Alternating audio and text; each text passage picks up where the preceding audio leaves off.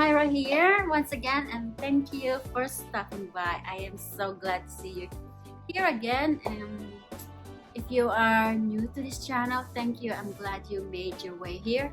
And don't forget to subscribe and hit the bell notification so you can be updated for all the videos that I posted or uploaded here. It might not be something that you're looking for, but you never know. Anyway, today is the exciting day because I am going to share you all the propagation success that I have done in the past that it's been working with me. So some of you probably looking for something, the best propagation of plants that will help you propagate more plants in the long run. So I have about, I would say, 4 kinds of propagation in front of me that I know it did help me. That there's only one thing that I haven't done, but I will mention it to you later on. So let's begin. Before I started my collection, crazy collection, I've been propagating my plants through water. And so that's been a success to me. I mean, there are some times that it's not working really good, but so far I managed to have a good outcome, positive result with water propagation. And that has been my traditional way of propagating my plants as always since I started doing my plants collection. So in front of me, I've been propagating this Begonia maculata. I think I start propagating this since I believe July 27. So it's been like going close to a month now since I propagated this. So as you can see, here are the roots, and pretty soon this will be ready to be repotted in soil or any type of medium that I wanted to start with. I'm kind of debating if I want to put this in Leca or soil, so we'll see. I still have more time to think about it, which is beneficial for these plants. So yeah, this is, see, look at the roots. It's really growing well in water. I need to add some more water. Like I said before, the kind of water that I use is either spring water,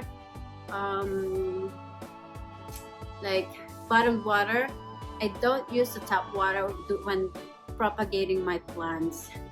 And the next one I will show you is, this is the same plants, the same time that I propagate my Begonia maculata, and this is the Monstera Sopinata. As you can see, look at the roots. It's really growing really nice, healthy. This one is, there's a new growths coming out, as you can see, and also this one.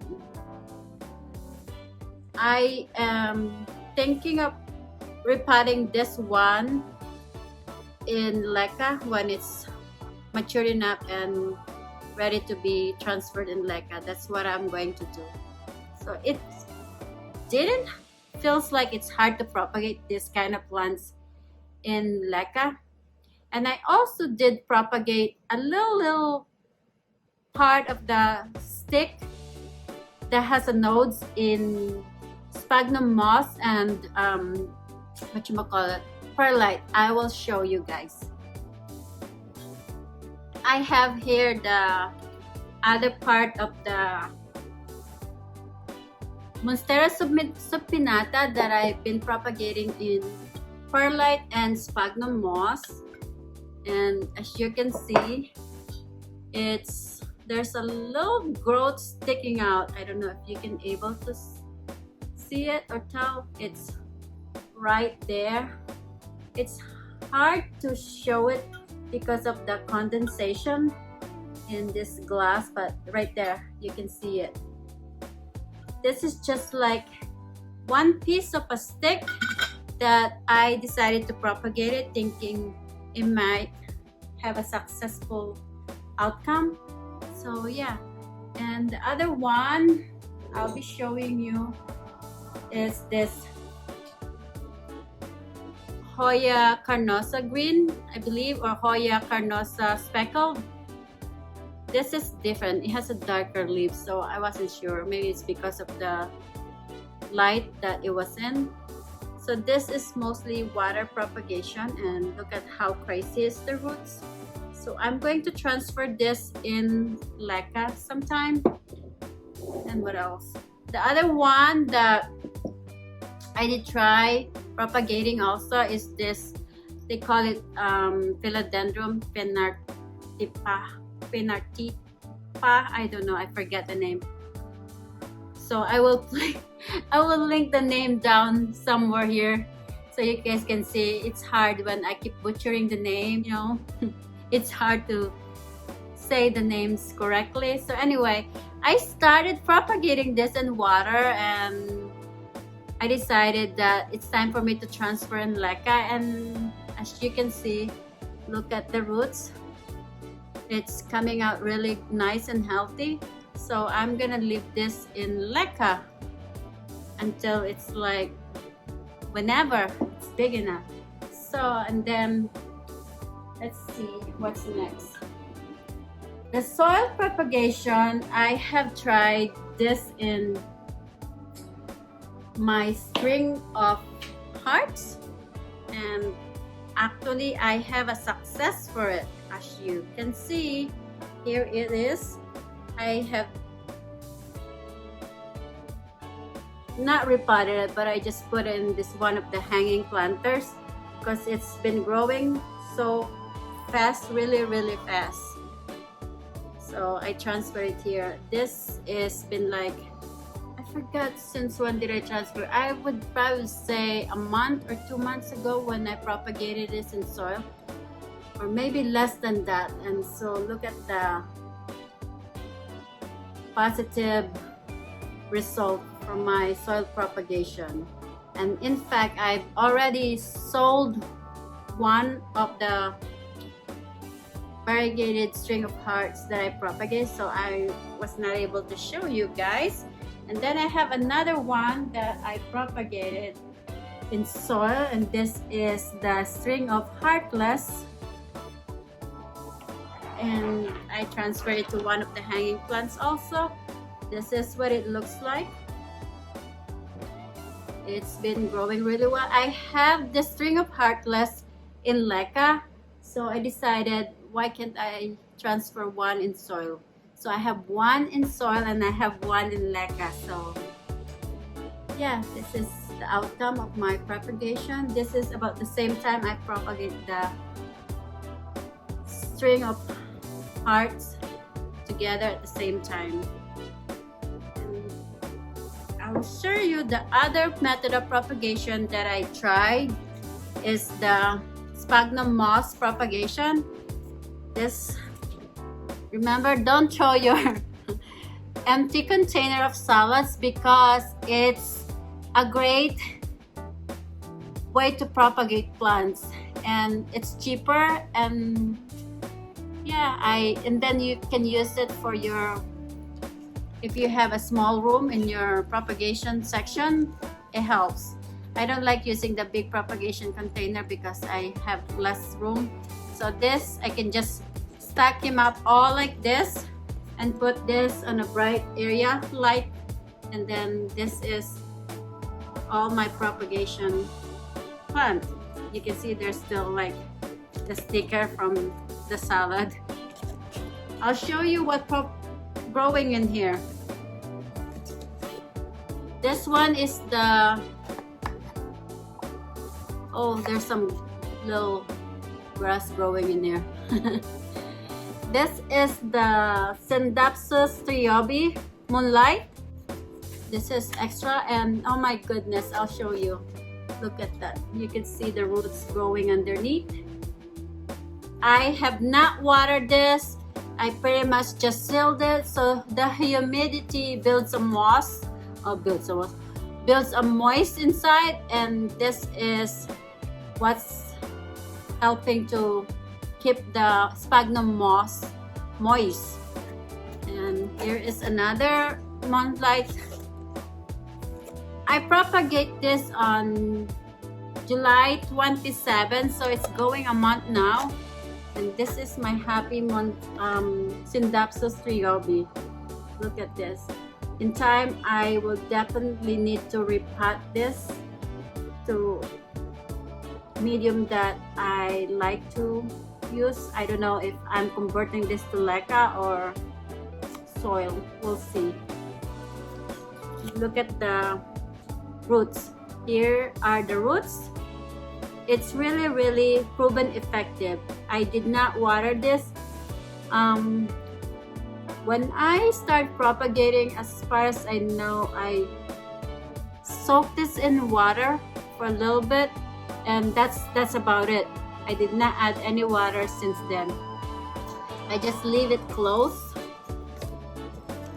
and the moist just keep building. And yeah, and this triobi, Scindapsus triobi moonlights really like it. So, you see it? Look at the roots.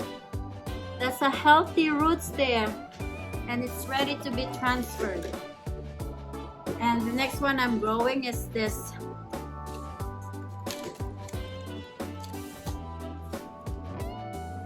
This is the Scindapsus pictus exotica.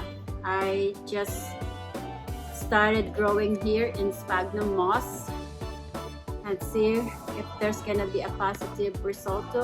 It's the humidity is the one that keep helping them thrive inside. You can see they like being in the humidity. So I just close this. This is my empty salad container that I got, and I said I don't want to throw it away. Let me do some experiment how happy my plants can be. And the other one that I've been propagating for the longest time is this Monstera albo stick.